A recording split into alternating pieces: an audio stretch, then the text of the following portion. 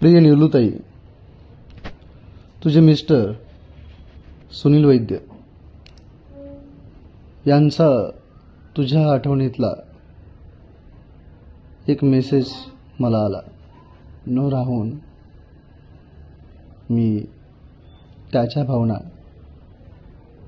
तुझ्यापर्यंत पोहोचवतो आहे.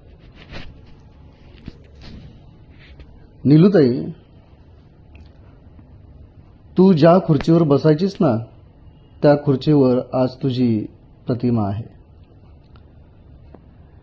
यातून तुझ्या लक्षात आलं असेल त्याचा जीव किती कासावीस होत असेल.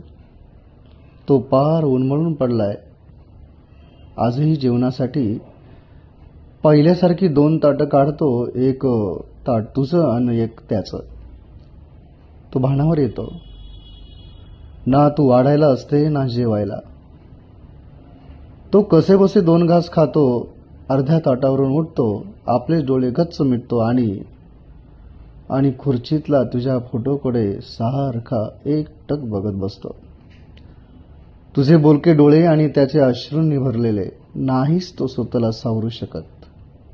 निलूताई, किती सोपं असतं ना सावर सावर म्हणायला, पण त्याच्या मनाच्या पसाऱ्याचं काय. निलूताई, 1 महिना झाला आज. दुःख अधिक फाटत गेलंय, वेदना अधिक सरू लागल्याय. त्याला तू हवीच आहेस, घरात आणि घरभर, तुळशी वृंदावनात सुद्धा. कधी एकदाची त्या खुर्चीवर तू येऊन बसशील असं झालंय त्याला. तुझ्याशी मनाच्या अनेक गोष्टी करायच्यात त्याला. एकदा तरी तुझ्या डोईवरून हात फिरवत किती सोसलंय तू आमच्यासाठी हे ओक्साबोक्षी रडून तुला सांगायचंय. तुझ्या मांडीवर डोकं ठेवून थकल्या मनाला जरा विसावा द्यायचाय त्याला. हे आकाशातील देवा, ऐक त्याचे आर्त हाक, हुंदके आणि दीर्घ श्वास. इतकाही निष्ठुर होऊ नकोस रे.